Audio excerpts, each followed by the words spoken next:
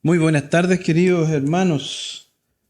Voy a comenzar con mi testimonio, porque me imagino que están todos preguntándose qué habrá pasado. Bueno, yo les voy a contar. Lo que pasa es que no teníamos internet en la iglesia y para solucionar el tema yo contraté internet y lo venían a instalar el día lunes. Y yo me vine para acá, estuve acá esperando que vinieran a instalarlo y al final llegó un técnico y bla, bla, bla y no pudo hacerlo. Después me dijo, el jueves van a venir. Y vine el jueves, estuve acá también y no llegaron. Entonces me dijeron para el viernes. Y yo ya estaba medio aburrido y dije, ya bueno, porque si no, no vamos a tener internet para el día domingo de nuevo y no se va a poder transmitir el culto. Y estuve aquí en la tarde, estaba a lo mejor, y de repente ya habían internado internet, todo, ya estaba la hora para irme. Y voy saliendo y tenía todo abierto para atrás. Y voy para allá y se cierra el portón, esa puerta. Y las llaves de la iglesia estaban acá. Y no me podía ir porque tenía todas mis cosas acá y estaba todo abierto.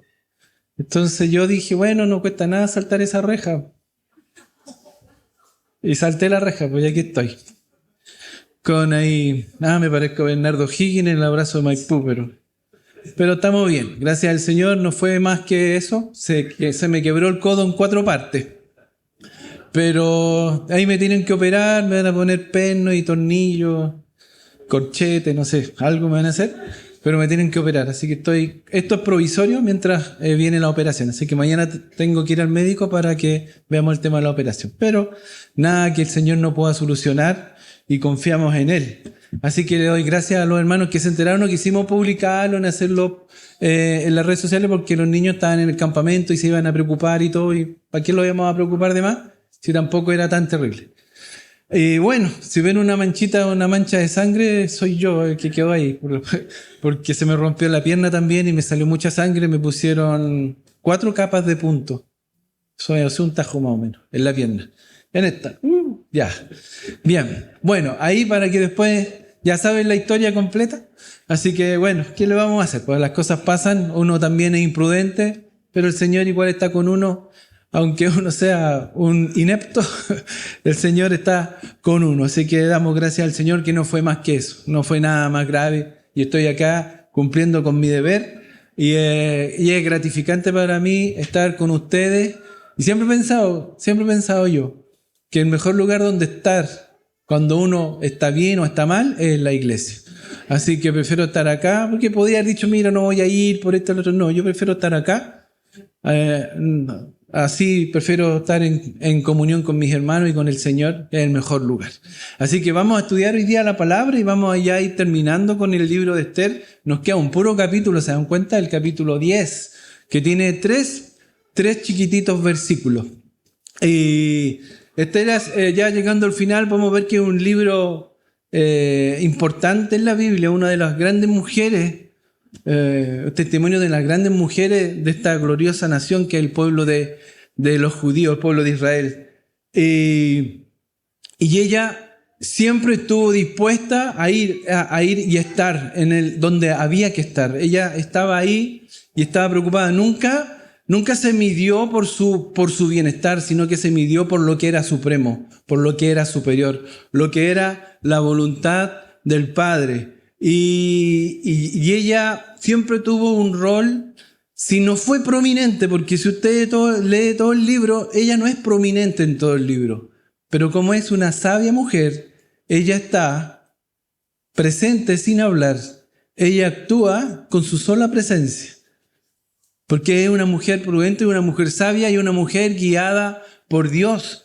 Y hay otros personajes importantes también como Mardoqueo, Amán, el rey Asuero. En verdad, a esta mujer, cuando hubo el momento de actuar, ¿quién fue el que la llevó a actuar? ¿Quién fue la que la movió y la motivó? Fue su mentor y fiel tutor, Mardoqueo. Y lo más probable es que todo lo que ella hace en este libro era porque Dios, y no es lo más probable, es porque Dios lo había querido así y era necesario que ella lo hiciera. En Esther 4:14 dice, este versículo, hermano, guárdelo en su corazón, porque aquí es donde es confrontada y enfrentada a su obligación. Muchas veces nosotros, en la vida del Señor, somos confrontados, en nuestras vidas, el Señor nos confronta y nos enfrenta a situaciones donde tenemos que tomar decisiones y tenemos que actuar. Y a veces no nos damos cuenta y nos estamos quedando en la comodidad de decir que no, porque tengo justificaciones. Pero ante el Señor no hay ninguna justificación. Y aquí es cuando en Esther 4:14 Mardoqueo la enfrenta y la confronta y le dice: porque si callas absolutamente en este tiempo, respiro y liberación vendrá de alguna otra parte para los judíos, mas tú y la casa de tu padre pereceréis, y quién sabe si para esta hora has llegado al reino. ¿Se da cuenta cómo ella es confrontada y es enfrentada a una situación de vida o muerte? Y ella, pero era la razón de ser, de estar ahí. Ella no llegó a ser reina por una casualidad.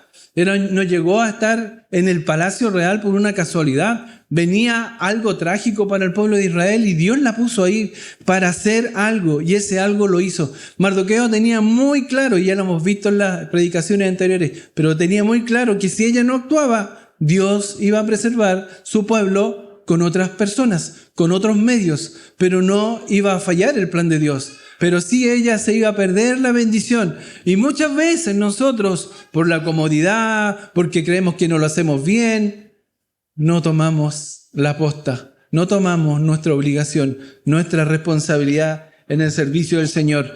Y esta figura prominente que fue ella, tiene un elegante toque de moderación que es para admirar de Esther. Lo que impulsa a tomar como ejemplo el libro de Proverbios, Proverbios 31:25. Dice: fuerza y honor son su vestidura y se ríe de lo porvenir. Fuerza y honor son sus vestiduras y se ríe de lo porvenir. Eso también lo podríamos aplicar a ella. Una mujer que representa lo que la palabra dice que debe ser una mujer. Fuerza y honor son su vestidura y se ríe de lo porvenir. Esto se ve en ella, ¿en qué momento? Su tranquila confianza en Dios. Hermano, cuando ella entra ante el rey, saltándose el protocolo, estaba arriesgando su vida. Y entra en confianza y confiando en el Señor. Y tranquila. La mujer que confía en el Señor actúa así. El varón que confía en el Señor actúa así, con tranquilidad, confianza. Su dócil confianza también en Mardoqueo. Si usted recuerda, en ningún momento cuestionó lo que le dijo Mardoqueo, ni lo que le aconsejó Mardoqueo, y lo que le pidió Mardoqueo, sino que ella se sometía. ¿Por qué? Porque es una mujer sabia, respetuosa, dócil, de confianza. Y su gentil respeto por su esposo Asuero, el rey Asuero. Ella nunca pasó lo que pasó Vasti, porque ella respetuosa, ella hablaba y nunca fue sabia en hablar con su rey, con respeto y con amor. Son cualidades que impactan en la historia de la vida de Esther. Como les decía, Esther misma no llena cada escena del libro, no llena cada pasaje del libro, pero solo con su presencia, instrucciones y liderazgo afecta todo lo que va pasando. Es una mujer sabia. Podemos imaginar su gratitud al final del día, después de presentarse ante su esposo y después de confrontar a Amán. Ella hizo eso, hermano. Enfrentó al rey, confrontó a Amán. ¿Y cómo habrá sido el día para ella? Póngase usted en su caso. Cuando usted ha hecho algo por sus hijos, por su familia, por su vida, por el servicio al Señor, por la iglesia, y llega ese momento en la noche, ¿cómo es? Gracias, Señor. Como escuchamos a la abuelita Graciela. El milagro no era la fuerza de la abuelita Graciela. El milagro era que la llama prendió sin gas. Ese era el milagro. Y uno, ¿cómo queda en la noche? Con esa gratitud en el corazón, porque el Señor obró milagrosamente.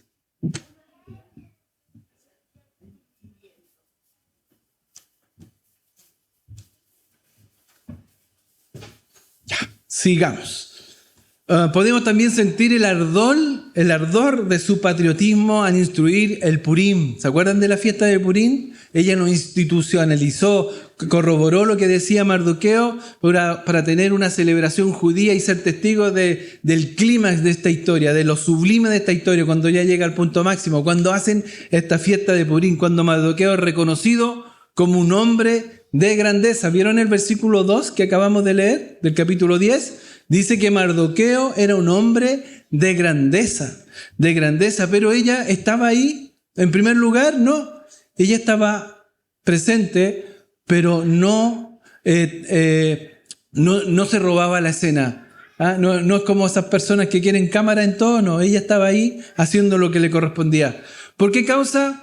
Porque Dios ha hecho su voluntad. Todo esto que hizo Esther no fue por las cualidades de Esther, no fue por las capacidades de Mardoqueo, no fue por lo que ella quiso hacer, sino fue porque Dios quiso que fuera así. Porque Dios estaba definiendo que esta era su voluntad y el bien ha triunfado sobre el mal. ¿Sabe algo que me gusta de este libro? Es que el bien triunfa sobre el mal, La esperanza ha disipado el temor. Qué gozo más grande cuando vemos que la esperanza que tenemos nosotros disipa todo temor, toda amenaza, porque nuestra esperanza es mayor.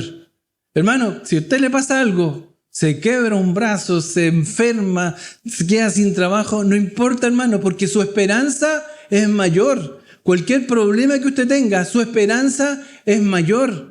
Cualquier sufrimiento que usted tenga, no importa, porque su esperanza es mayor.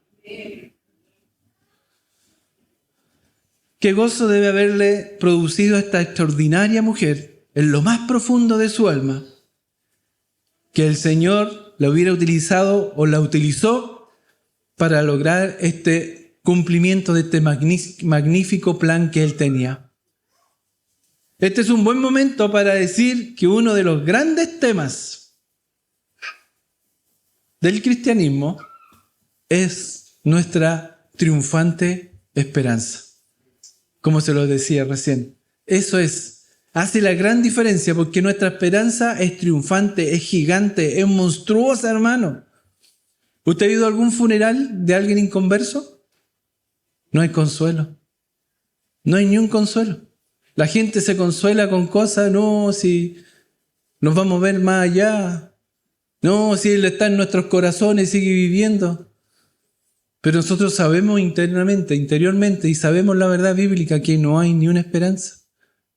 Pero qué distinta es la vida nuestra, porque nosotros tenemos esa tremenda esperanza, una triunfante esperanza.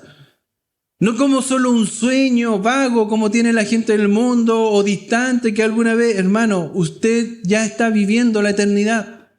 Usted ya está viviendo la eternidad. Hermano, usted no empieza a vivir la eternidad cuando se muera, usted ya la está viviendo. Usted ya está disfrutando su eternidad, porque va a salir de aquí, pero va a ir a la gloria con el Señor y va a seguir vivo, va a seguir existiendo, va a seguir alabando, va a seguir sirviendo a nuestro Padre Celestial. Y Dios, podemos ver acá que Dios siempre es el que triunfa.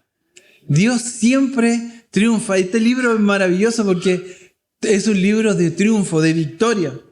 Y todas las aflicciones terrenales, todas las presiones económicas, los traumas emocionales, las limitaciones o impedimentos físicos, enfermedades, los conflictos familiares, las guerras internacionales, los incendios, las catástrofes, toda la opresión demoníaca y los ataques satánicos, todo eso, hermano, va a terminar porque Jesucristo triunfó en la cruz y nos da esa victoria a nosotros. Y nosotros estaremos con Él, con el triunfador, con el ganador, con el campeón. Y vamos a estar con Él. Eso es lo único que significa importante para nosotros. Esa es nuestra esperanza.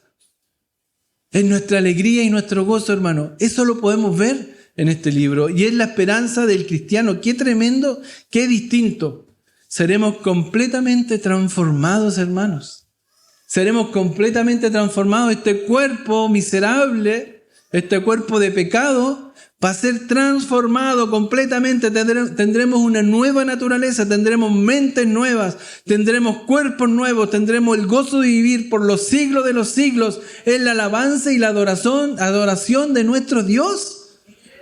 Es un libro de victoria.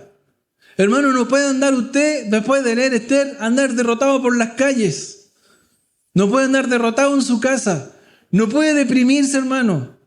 Porque qué mayor gozo puede tener un ser, saber que ya no tiene su vida perdida, sino que ya está rescatada y ya es eterno. Ya estamos en Cristo, no hay nada que los pueda arrebatar de su mano. Al final siempre es Dios quien se impondrá y su plan triunfará. Por eso es que me apasiona este libro de Esther. Por eso me gusta este libro de Esther. Porque comienza con un drama, con un tremendo drama, y termina con un tremendo triunfo. Con un triunfo gigante. Todas las cosas saldrán bien porque Dios será el triunfador. Hermano, yo no estoy hablando de que a nosotros no nos van a pasar problemas ni que no vamos a tener dificultades, no. Estoy diciendo que ya somos vencedores y somos triunfadores porque Cristo venció en la cruz. Y lo que pasemos acá no importa porque un día vamos a estar con Él por siempre en la gloria. Y esa es nuestra esperanza. Esta es nuestra única y real esperanza. ¿Usted no le da lata? ¿Le ha pasado? Yo cuando el Ángel era chico y la Josefa era chico, fuimos a ver una película que después la veía todos los días porque les gustó. Usted se ha dado cuenta que los niños ven la misma película, la vuelven a ver y la vuelven a ver y la vuelven. Bueno, había una película de Rayo McQueen. Muy buena la película de Rayo McQueen. Pero tenía un final medio, bueno, no importa que cuente el final, un spoiler. Le voy a dar un spoiler. Al final, todo lo que lucha y todo lo que pasa para ganar la carrera el Rayo McQueen, porque era un autito carrera. Y todo lo que lucha y todo, y al final va a ganar la carrera y todo, viendo ahí que gane la carrera, y se devuelve a salvar a un amigo y pierde la carrera. Y uno dice, pucha, es una bonita enseñanza porque prefirió sacrificar su triunfo, todo lo que había luchado, por salvar a un amigo. Pero igual yo quería que ganara. ¿No le da lata de repente esas historias que terminan trágicamente? Son tristes. Pero la historia de la Biblia termina en triunfo, hermano. Parte sin pecado en Génesis. ¿Cómo parte? En el principio creó Dios los cielos y la tierra. ¿Y cómo estaba la tierra? Desordenada y vacía, pero no había pecado. No había pecado. ¿Y cómo termina el Apocalipsis? Termina sin pecado, restaurado, condenado los que tienen que estar condenados, y una tierra nueva y un cielo nuevo, sin pecado, restaurado. Termina, hay una derrota, hay un error, hay una falta que comete la humanidad, el hombre, y hace entrar el pecado, y comienza todo este drama, pero termina en victoria. Igual que este libro, comienza con dramas, pero termina en victoria. Vamos al libro de Esther. Miremos una mirada fugaz al relato después de todo lo que ha ocurrido, ¿cierto? Ahí está el capítulo 10, del 1 al 3. Y dice, el rey Asuero impuso tributo sobre la tierra y hasta las costas del mar, y todos los hechos de su poder y autoridad, y el relato sobre la grandeza de Mardoqueo, con que el rey le engrandeció, ¿no está escrito en el libro de las crónicas de los reyes de Media y de Persia? Porque Mardoqueo el judío fue el segundo después del rey Asuero, y grande entre los judíos, y estimado por la multitud de sus hermanos, porque procuró el bienestar de su pueblo, y habló paz para todo su linaje. Y fin del libro, colorín colorado. Pero esto no es un cuento, esto es de verdad, hermano. Y termina como tenía que terminar, con un triunfo, con Mardoqueo gobernando prácticamente, era el segundo hombre. Y ¿qué es lo que había aquí al final del libro? ¿Qué tenemos aquí? Bueno, para comenzar tenemos al rey el mismo rey que comenzó reinando, el rey Asuero, termina en este libro también reinando. Tenemos el mismo reino donde reina este rey por más de 127 provincias. Eso no ha cambiado, pero hay cosas que sí cambiaron. Vasti ya no es la reina, sino que Esther es la reina, ¿cierto? Quien ha ganado el grandísimo respeto y la confianza de su esposo. Amán había sido el segundo después del rey, con toda autoridad prácticamente, pero salió del escenario para siempre. Y Mardoqueo está sano y salvo. El que estaba siendo preparado y estaba siendo buscado para ser empalado en esa horca, ahora era el segundo después del rey. Claro que cambiaron cosas en este libro. Van modificándose las cosas conforme al plan de Dios. El mal fue neutralizado. El plan del mal que se había confabulado fue neutralizado ¿por quién? Por Dios. Por Dios. Y para colmo de bendiciones, Mardoqueo ha sido elevado por el rey y es ahora el segundo en autoridad, fue el segundo después del rey Asuero. El versículo 3 proporciona información valiosa que explica por qué Mardoqueo es descrito como un hombre de grandeza.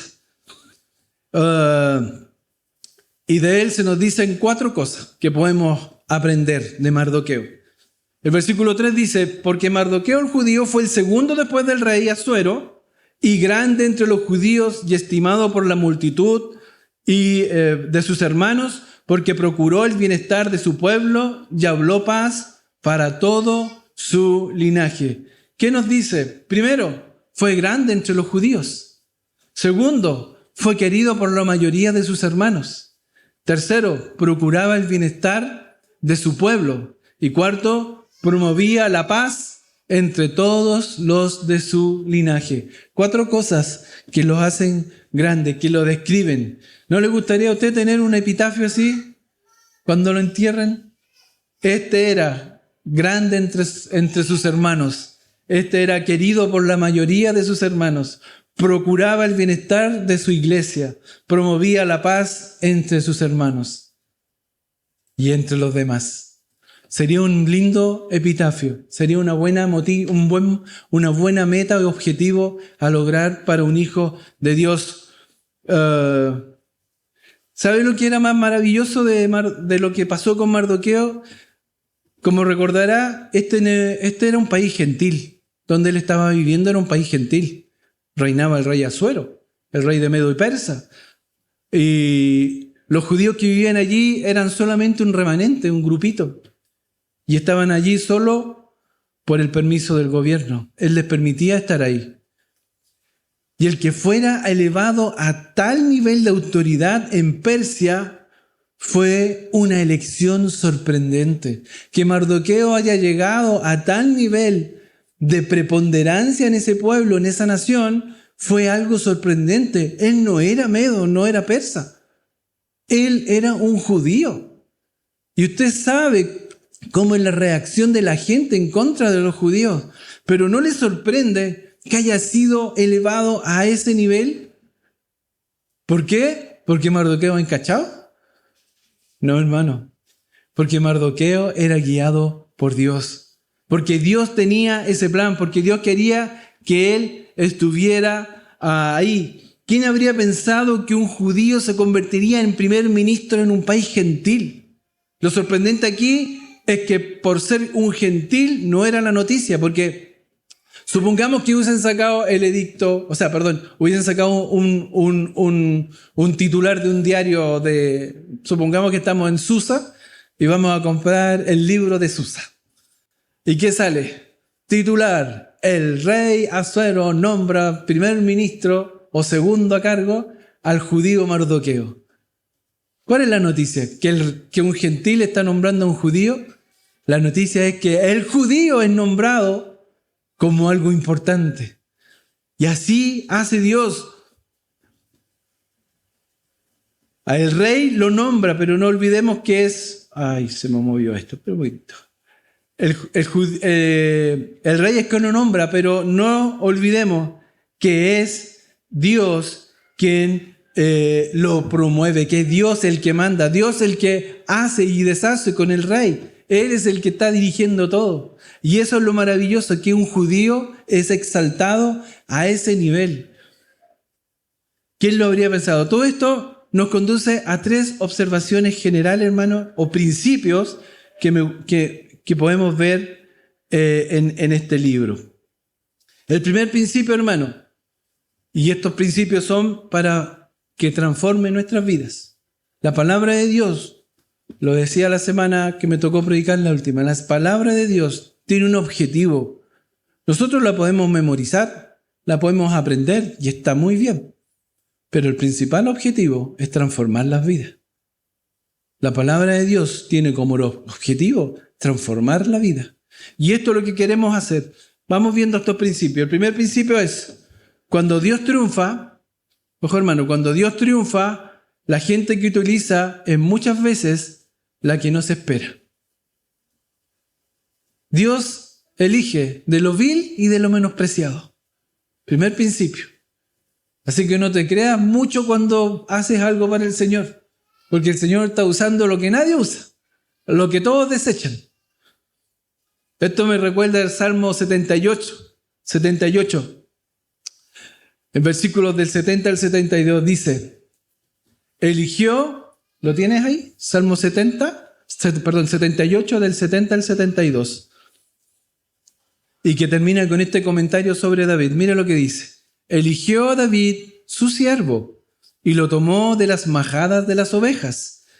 Detrás las paridas lo trajo, para que apacentase a Jacob, su pueblo, y a Israel, su heredad. Y los apacentó conforme a la integridad de su corazón. Lo pastoreó con la paciencia de sus manos. ¿Cómo eligió Dios a David?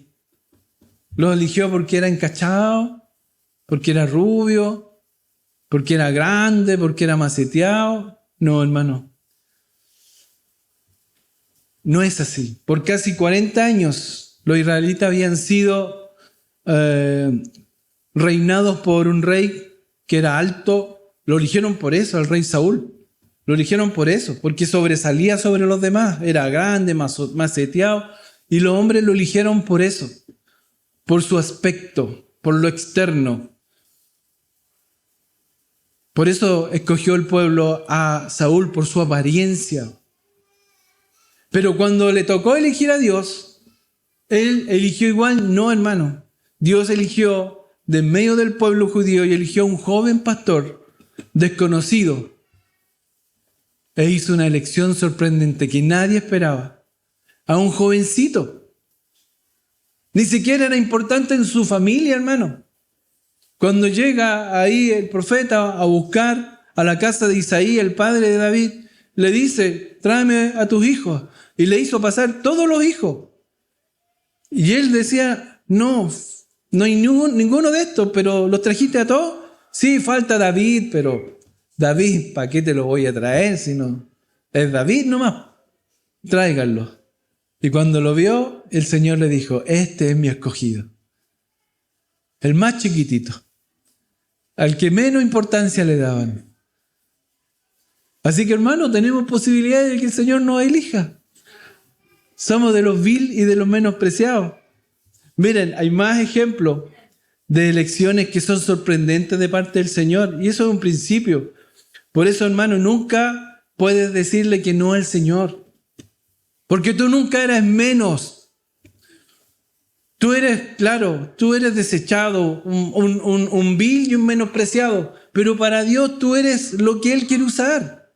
Es su instrumento porque en ti se quiere glorificar. Por eso no le podemos decir al Señor que no. Mire, le hago una pregunta. Si usted hubiera querido que alguien dirigiera un éxodo de 2 millones de personas, desde Egipto, ¿a quién habría escogido usted? ¿Hubiese escogido a Moisés? ¿Que era tartamudo? ¿Que era un asesino? ¿Que tenía ese prontuario? ¿Y que se escapó y que vivía escondido y trabajaba de pastor ahí, de beduino, con su suegro? ¿Lo hubiese elegido usted a él? No. Uno busca a alguien que esté letreado, alguien que tenga conocimiento, que conozca estrategias militares, que conozca de política, que conozca de lo otro. Pero Dios eligió conforme a su voluntad. Y además tenía más de 80 años cuando lo eligió. Más de 80 años.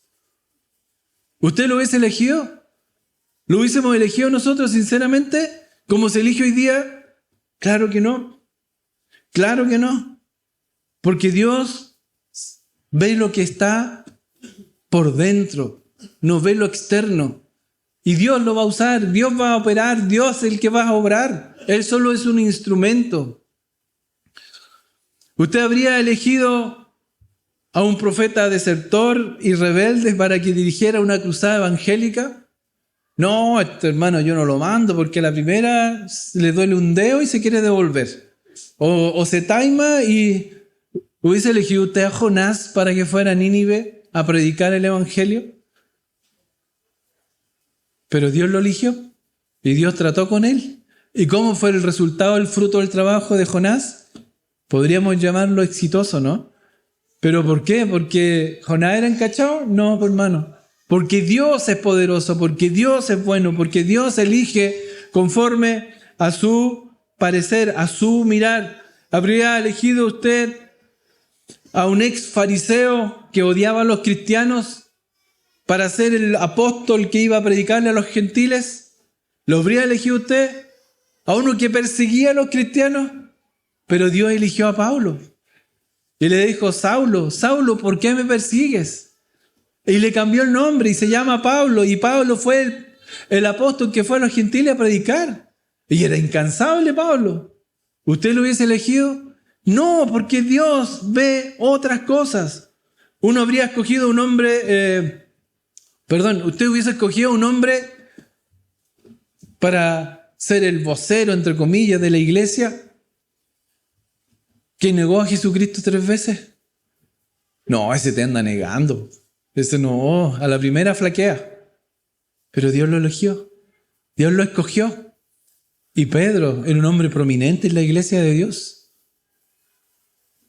Dios elige, pero Él levanta a un don nadie en la puerta del rey y lo convierte en primer ministro, como Mardoqueo. A un don nadie que estaba ahí siempre y lo coloca como primer ministro en el imperio medo persa, porque Dios hace como quiere. ¿Para qué? Para avergonzar a los sabios y poderosos de este mundo. A Dios le encanta tomar a un don nadie y convertirlo en alguien a su servicio. Así que, hermano, cuando usted está sirviendo al Señor, acuérdese que es un don nadie y que el Señor es el poderoso. El Señor es el grande. Hermano, si Dios puede hacer hablar un burro, no nos necesita a nosotros. El Señor Jesucristo le dijo a los suyos, oye, si estos se callan, hasta las piedras van a hablar. Entonces, Dios no nos necesita. Usted nunca es... Nosotros no somos imprescindibles para la obra de Dios, pero Él sí es imprescindible para nosotros, para la obra que Él quiere hacer. 1 Corintios 1:26 dice, pues mirad, hermanos, vuestra vocación, que no sois muchos sabios según la carne, ni muchos poderosos, ni muchos nobles. Así le decía Pablo en Corintios a los de Corintio. Pues hermanos, mirad vuestra vocación, que no sois muchos sabios. No somos sabios según la carne, ni muchos poderosos, ni muchos nobles. Esa era el tipo de personas. Ustedes son comunes, son personas comunes y silvestres. Son personas normales. No hay ningún sabio, no hay ningún noble, no hay ningún poderoso. Pero a esos son los que elige el Señor. En otras palabras, Dios nos escoge. Dios no escoge por si tenemos la sangre azul, si tenemos alguna estirpe, si tenemos dinero, si tenemos una billetera grande, una cuenta corriente grande. No. Dios elige por lo que hay en nuestro corazón, por lo que hay en su amor, en su misericordia, en su gracia, en su puro amor. Él nos escoge y nos elige, muriendo por nosotros en la cruz. Ese era el primer principio, hermano. Primer principio. Dios escoge, cuando quiere hacer su plan, escoge al que menos espera. Segundo principio. Cuando Dios triunfa, las cualidades que Él aprueba son mayormente las sin pretensiones. Mardoqueo no parecía tener un aspecto real. Mardoqueo no era una persona que por su presencia marcaba diferencia. No se veía bien en un trono, no había nada que se diga que él era especial, ¿no? Que se vea bien con vestiduras reales tampoco. No se describe así a Mardoqueo. Pero ese es el punto. Dios usa a los humildes. Esther misma era de medios humildes. Ella era humilde, su corazón era humilde. Se sometía a su primo, se sometía a su rey, se sometía al reino. Porque ella era humilde. Nunca se nos dice que fue educada o de hablar elocuente o de refinada. No. Pero sí tenía otras capacidades que para Dios eran importantes. Era humilde de corazón. Era sumisa al servicio de Dios. Veamos lo que dijo nuestro Señor Jesucristo.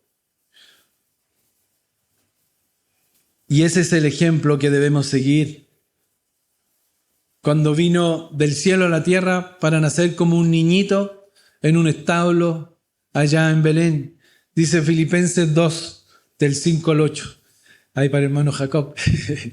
Filipenses 2, del 5 al 8. Haya pues en vosotros este sentir que hubo también en Cristo Jesús, el cual, siendo en forma de Dios, no estimó el ser igual a Dios como cosa que aferrarse, sino que se despojó a sí mismo, tomando forma de siervo, hecho semejante a los hombres, y estando en la condición de hombre, se humilló a sí mismo, haciéndose obediente hasta la muerte, y muerte de cruz. Esa era la peor clase de muerte que había para los condenados, para los rematados, para los más malos. Pero Dios quería que fuese así. Y Jesucristo actuó en humildad. Se humilló a sí mismo, despojándose de lo que Él era. Dejó su calidad de Dios, no dejando de ser Dios, pero se humilló haciéndose igual a los hombres y entregándose a la muerte, en esa muerte de cruz.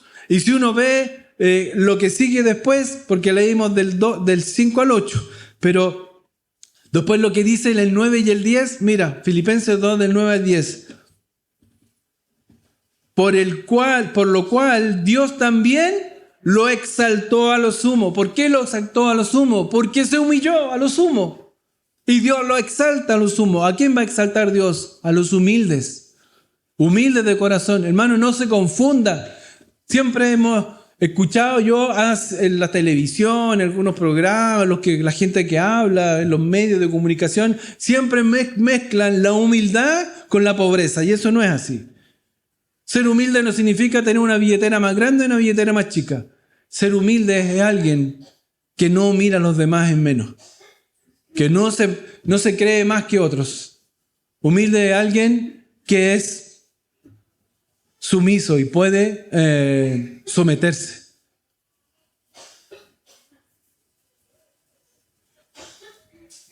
Porque Dios también lo exaltó hasta lo sumo y le dio un nombre que es sobre todo nombre, para que el nombre de Jesús se doble toda rodilla de los que están en los cielos y la tierra y debajo de la tierra. Pero para llegar a este triunfo, a este lugar triunfante en que toda rodilla se doble, donde Él es exaltado y donde todos se someten a Él, primero Él permaneció humilde y obediente. ¿Quieres que el Señor te exalte? Sé humilde y obediente. ¿Sabe qué? Hay una historia, es de fantasía, hermano, ¿eh? No vaya a pensar que yo estoy contando cosas. Es una historia nomás, de una fantasía.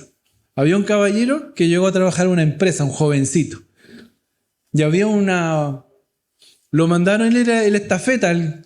¿Se acuerdan de ese cargo? Los estafetas o el junior. Era como el último de la empresa. Y el jefe cuando lo contrató le dijo, bueno, aquí puedes hacer carrera y quién sabe algún día puedes ser el gerente general. Y lo mandaron a limpiar una bodega y estaba limpiando y había una cucaracha. Y la cucaracha se llamaba Melvin, ¿ya? Melvin, inventé un nombre, Melvin. Y la iba a matar, y lo iba a pisotear. Y la cucaracha le dijo, no me mates. Yo te puedo conceder un deseo. Ah, ¿en serio? Ya, ¿y cuál es tu deseo? Quiero ser el gerente general. Ya el otro día llegó al trabajo y todos lo saludaban. ¿Cómo está, señor? Y lo hicieron pasar como gerente general. Y después tenía mucha plata, mucho dinero, mucha riqueza, mucho poder. Y dice que salió de la sala de su oficina y había un joven estafeta orando. Y le dice, ¿y qué estás orando? No, por unos temas. ¿Y con quién estás hablando? Con Dios. Yo le oro a Dios. ¿Y por qué no me pides esas cosas a mí? Y le dice, no, porque Dios es más poderoso. Entonces fue donde su amigo Melvin y le dijo, Melvin, ya no quiero ser gerente general, quiero ser como Dios. Y al otro día cuando llegó, le dijeron, oye, ahí está tu lugar como estafeta, el último. Volvió a ser el último. El que se quiere exaltar tiene que ser el menor. El que quiere ser grande tiene que ser el más pequeño. El que quiere ser grande en el reino de los cielos tiene que ser el menor de sus hermanos. Jesucristo vino a servir. Jesucristo vino a entregarse. Jesucristo le lavó los pies a sus siervos. Jesucristo hizo lo que ningún hombre haría. Siendo el Rey de Reyes y Señor de Señores, se sometió completamente y fue obediente y humilde. Y no tuvo ningún problema en lavarle los pies a sus apóstoles. Nos cuesta, hermano.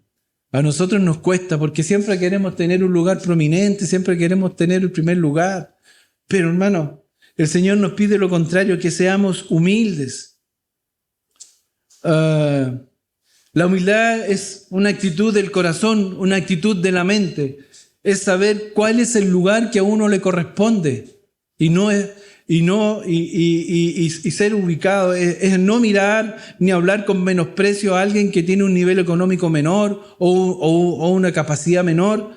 Es saber cuál es nuestro papel y cumplirlo para la gloria y la alabanza de Dios. Es una actitud. La actitud de usted y mía debe ser como la actitud de Jesucristo. Haya pues en vosotros este sentir que hubo en ¿quién? En Cristo Jesús. Eso es ser humilde. Ser humilde. Humilde de corazón. Al servicio del Señor. Pero eso nos pide el Señor que seamos así. Si usted quiere saber cómo se puede lograr esto en su vida, podemos ir al versículo 3 y 4 del mismo capítulo de Filipenses. Capítulo 2, 3 y 4. Y ahí va a entender qué es lo que se debe hacer para ser humilde y tener lo mismo que hacía Jesucristo. ¿Lo leemos todos juntos? ¿Ya? 1, 2, 3. Nada hagáis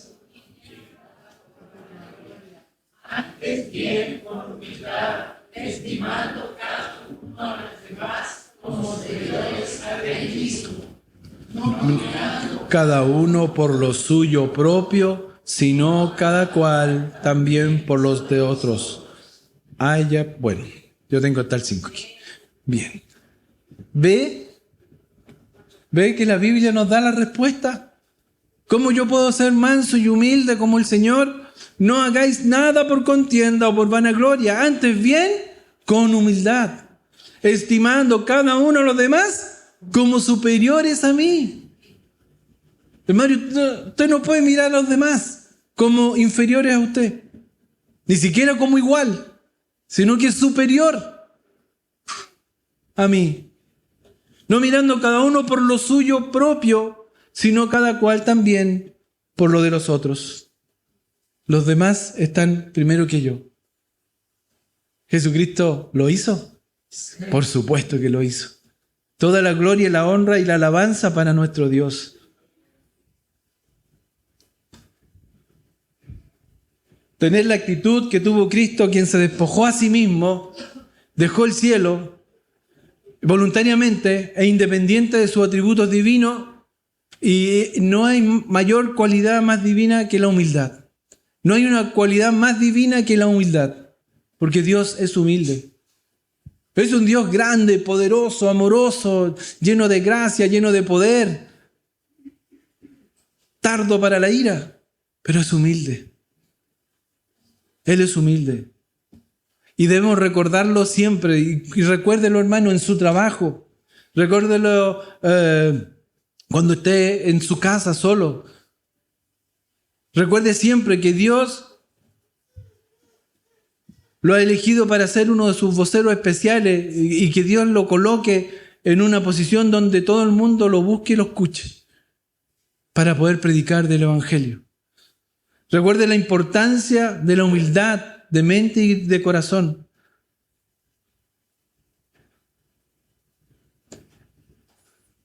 Nada es más admirable, nada es más agradable a Dios que estar dispuesto a demostrar verdadera humildad ante Él, sin atraer la atención de los demás hacia esta persona. Buscar y hacer la voluntad de Dios sin que los demás se den cuenta. No hay nada más admirable para Dios. Porque dice el Señor que cuando nosotros hacemos las cosas para que los hombres nos reconozcan, ya tuvieron su gloria. Pero si tú haces las cosas calladitas, el Señor te va a exaltar y te va a glorificar. ¿Cómo es? Que tu mano derecha, ¿cómo es? Lo que haces. Calladito nomás. ¿Sabe cuál es el camino a la exaltación? Una vereda, una carretera que se llama humillación. Ese es el camino que usted tiene que tomar. El lugar de más exaltación es el momento como lo vemos en el Señor Jesucristo. Es el momento cuando Él se despoja a sí mismo, cuando deja todo. No es un falso estilo de piedad fingida, no es la verdadera humildad de corazón, es compartir con todos por igual, es renunciar y al mismo tiempo aceptar, es sentir alegría por el éxito de los demás, es alabar la mano de Dios en las vidas de los demás. Es también olvidarse de los logros personales, es ser como Mardoqueo, quien fue querido por la mayoría de sus hermanos y quien procuraba el bienestar de su pueblo. Pero mejor aún, ser humildes es ser como Jesucristo. Y ese debe ser siempre nuestro objetivo.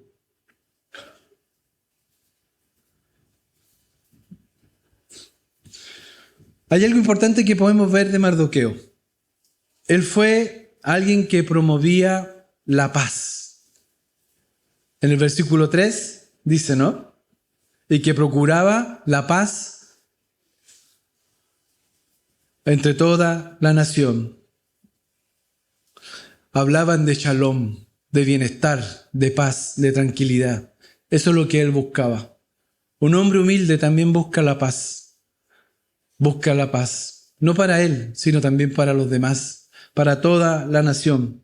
Tercer principio, cuando Dios triunfa, el mensaje que Él honra es un mensaje universal.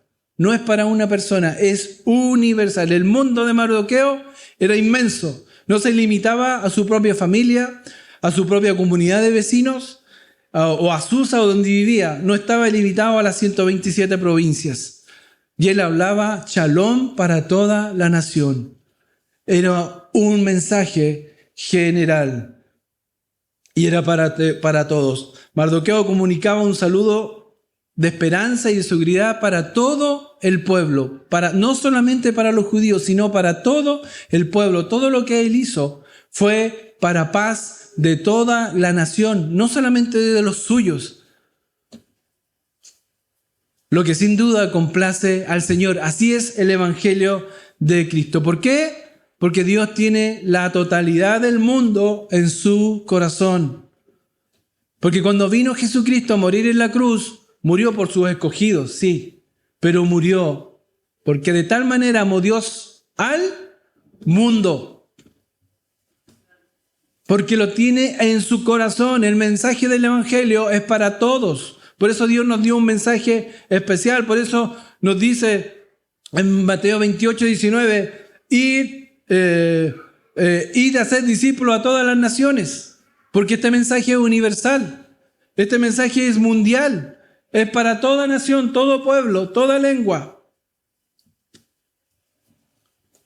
Lamentablemente el mundo en que vivimos no funciona en base a estos 4 principios.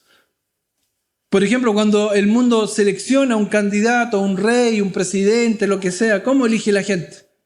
¿Usted ha visto cómo eligen? No, es que este me cae bien, este es simpático, esto es buena onda. Hermano, esa no es la mejor manera de elegir. No es la mejor manera de elegir. Muchos incluso votan irresponsablemente, ni siquiera saben por qué están votando. ¿Pero qué elegimos nosotros? El que tenga mejor pinta en la tele, el más simpático, el que hable más de corrido, el que tenga mejor hablamiento, dijo alguien por ahí. Pero así vota la gente, por popularidad. Pero no. Nosotros como hijos de Dios debemos tener otros parámetros. Cuando el mundo busca las cualidades, son las que garanticen el éxito. En lo externo, lo que recibe la aprobación. Lo externo es lo que garantiza el éxito. Así se eligen. Pero Dios no. Dios no necesita eso. Dios elige a quien quiere. ¿Ha notado en los últimos 20 años que lo que menos se busca es integridad? La decencia. El mundo funciona así. Se elige así. No importa la integridad y que sea decente, que tenga una vida decente, que sea una persona proba. Le da lo mismo. La gente vota por popularidad, por moda, por simpatía, por carisma. Pero no vota pensando en la calidad y las cualidades de la persona. Sin embargo, a Dios no le interesa lo externo. Él busca la humildad de corazón. Porque el plan de Dios es para abordar un plan mundial. Dios tiene un plan mundial para evangelizar a todas las naciones, a todas las razas, a todas las culturas, a todos los países grandes, pequeños, desarrollados, en vías de desarrollo, pero a todos Dios los quiere alcanzar. Su mensaje de paz, su mensaje de shalom que compartía Mardoqueo, Dios también lo hace a través de la fe en Cristo, y ese mensaje es universal, es ilimitado, sin prejuicios, es inmenso.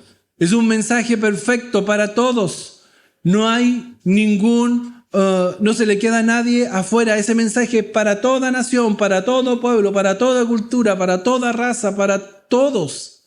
El mensaje del Evangelio es gigante. Pero sabe, a veces uno dice, bueno, ya Dios no es el mismo. Sí, el mismo, hermano. Porque Dios nos sigue sorprendiendo. Dios todavía nos va a seguir sorprendiendo.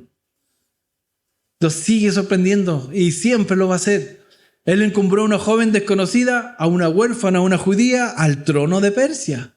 ¿No le parece maravilloso? Él movió el corazón de un rey gentil, poderoso, voluntarioso, incrédulo, y lo transformó.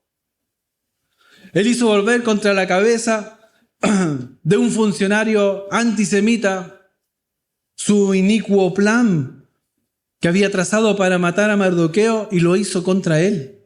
Y Dios lo revirtió. Dios nos sorprendió. Utilizó a un humilde judío que estaba en el exilio para cambiar toda la historia de un rey y de un pueblo. ¿No le sorprende, hermano, a usted cómo Dios lo hace? ¿Sabe qué es lo más maravilloso de todo esto? ¿Usted vio manifestarse a Dios en el libro de Éxodo, por ejemplo? En Egipto. Usted vio cómo Jesucristo hacía milagros, ¿cierto? En los evangelios. Usted vio cómo en el libro de Hechos descendió el Espíritu Santo, cómo Dios se manifiesta en forma sobrenatural. Pero lo maravilloso del libro de Esther es que Dios no hace ni un milagro. No hace ni un milagro. Porque con lo natural ya le es suficiente para hacer lo que Él quiere. Y Él toca los corazones, transforma las vidas y hace lo que Él tiene planeado, utilizando a lo vil y lo menospreciado. Porque Dios basta solamente con su deseo, con su voluntad, para que las cosas pasen. Pero hermano, no piense por ningún momento que ya no nos va a dar sorpresa. Él sigue captando nuestra atención al utilizar el medio o el método sorpresivo. ¿A usted le ha pasado, hermano, cuando Dios lo sorprende? Cuando Dios lo sorprende muchas veces, ¿no? La abuelita pensaba que el milagro está en la fuerza que Dios le había dado, pero la sorpresa fue cuando vio que nunca lo conectó el gas. Es maravilloso el Señor. Él hace conforme a su voluntad y Él nos va a sorprender. Dios no solo hace lo inesperado, también ensalza lo sencillo, lo simple.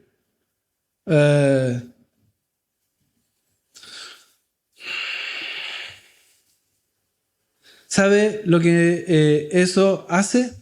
O lo que nos permite hacer Dios mediante esto, de que salta lo sencillo, nos permite llevar un mensaje universal a donde quiera que vayamos. Y ese mensaje encaja. Usted puede estar en Argentina, puede ir a África, puede ir al Asia, en todos lados. Puede predicar el Evangelio de Jesucristo, porque encaja en cualquier parte.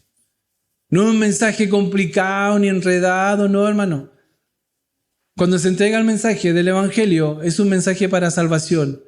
Y cuando lo rechazan, es porque lo quieren rechazar. No porque no se entienda, ¿o no? Es un mensaje que encaja. Es un mensaje sencillo, simple. Puede llevar el mensaje a las naciones que hablan su lengua o ir a otro extremo de la tierra donde hay culturas y lenguas diferentes y ese mensaje encaja. El mensaje de Dios es un mensaje universal, por eso la esperanza que tenemos es una esperanza de paz, de shalom para todo el mundo. Y por último, hermano, nunca olvide que Él siempre triunfa. Él siempre triunfa. Siempre, siempre. Créalo o no, Dios siempre va a triunfar. Cuando usted vuelve a Dios arrepentido, Él triunfa. Cuando usted se inclina delante de Él como su Señor y Salvador, Dios sigue triunfando. Y Dios ya triunfó en la cruz y sigue triunfando. Él siempre va a triunfar. Esther y Mardoqueo pudieron haber proclamado como lo hizo el apóstol Pablo. Yo creo que estas palabras también encajan para ellos. Dice en 2 Timoteo 4, 7 al 8. He peleado la buena batalla, he acabado la carrera, he guardado la fe. Por lo demás, me está guardado la corona de justicia, la cual me dará el Señor juez justo en aquel día, y no solo a mí, sino también a todos los que aman su venida. ¿Podía decirlo Mardoqueo y Esther? Claro que sí. He peleado la buena batalla, he acabado la carrera, he guardado la fe. Por lo demás me está guardado la corona de justicia, la cual me dará el Señor, juez justo, en aquel día, y no solo a mí, sino también a todos los que aman su venida. Hermano, ¿qué puede decir usted de usted mismo?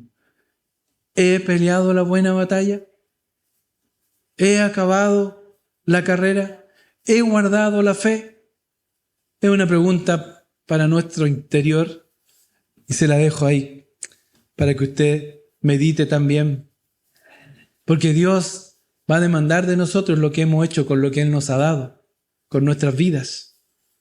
Al llegar al fin de su vida, el gran apóstol Pablo está diciendo esta realidad. Está diciendo también que lo mejor aún no ha llegado. Está diciendo que el Señor no solo me ha bendecido con un glorioso evangelio en mi vida, sino que también espera coronarme por el servicio fiel. No solamente me premió con darme vida eterna, sino también me quiere premiar por lo que hice para Él. Y no merecíamos nada, hermano, merecíamos la condenación y sin embargo Él quiere coronarnos más encima por el servicio. Cuando estemos con Él es la gloria. Qué fantástico el Señor. Al final el Señor siempre triunfa y con Él lo hacen todos los que le sirven. La esperanza que vale la pena reclamar, ese será nuestro hogar futuro. Es decir, allá en el cielo. ¿Para quiénes? Ese hogar que tiene preparado Jesucristo para quienes le conocen, para quienes le sirven. para quienes le aman y le adoran. Es allí donde cesarán todas las disputas y donde ya no habrá más sufrimientos, discapacidades, impedimentos físicos o mentales, angustias, pérdidas, lágrimas, tragedias. Allí es donde Dios reinará triunfante en gloria y majestad. Allí es donde Cristo será la luz y donde lo veremos tal como es. Lo veremos tal como es, hermano. Tremendo privilegio. Imagínese lo que va a ser. ¿Se acuerda de la canción de Marco Vidal, cuando esté contigo cara a cara? ¡Qué fantástico! Usted va a estar con el Señor y lo va a poder abrazar. Va a poder tomar sus manos. ¡Qué tremendo! Y nosotros nos perdemos todas esas bendiciones muchas veces porque estamos preocupados de otras cosas y no nos damos cuenta de que tenemos este tremendo triunfo en Cristo Jesús y que las cosas que vivimos en esta tierra son pasajeras, son cosas tan... Si lo ve con la eternidad, si uno lo compara con la eternidad, es ínfimo. Nuestro pasar por la tierra es pequeño, ínfimo. Allí es donde Cristo será la luz y donde lo veremos tal como Él es, no ya por fe, sino por vista. No ya en esperanza, sino en una realidad absoluta. Pidámosles al Señor que siempre recordemos que al final, después de todo lo que vivamos, de todo lo malo que nos toque pasar, Él va a triunfar. Y va a triunfar en nuestras vidas. Y nosotros triunfaremos con Él. Que nuestra esperanza descanse siempre, firmemente, en nuestro Señor y Salvador Jesucristo, quien en cuyo poder nosotros debemos siempre orar y esperar en Él. ¿Les parece, hermanos? Que ese sea nuestro deseo. Un libro que fue maravilloso, para mí fue de bendición. Comenzamos allá cuando era quitada del cetro a la reina Basti y se ponía a la reina Esther. Y después venía el drama contra los judíos y termina en un triunfo gigante con Mardoqueo como segundo hombre a cargo, con Esther reinando y con el pueblo de Israel libre de condenación. Nosotros estábamos condenados y hoy estamos libres de condenación. ¿No tenemos un triunfo gigante? Amén. Oramos. Gracias, Señor, por tu palabra. Gracias, Señor, por este libro que fue de bendición. Un libro maravilloso, Señor, que nos guió para ver cómo tú obras, Señor. Y nos permite estar conscientes de que tú siempre triunfas, Señor. No permita que nos olvidemos de eso porque muchas veces decae el ánimo, decae nuestra fe, decae nuestra fuerza, Señor, y esto nos llena de esperanza saber que tú tienes el control, que tú eres victorioso, que tú eres el vencedor, tú eres el Dios grande y poderoso, y eres nuestro Padre y estás con nosotros. Ayuda a mis hermanos, ayúdame a mí también a vivir triunfantes, no orgullosos, sino humildes y sometidos a ti, pero conscientes del triunfo que tú nos has dado, conscientes siempre de que nuestra esperanza es mayor y sublime, porque estaremos contigo por siempre en la gloria. En el nombre de nuestro Señor Jesucristo oramos. Amén. Amén.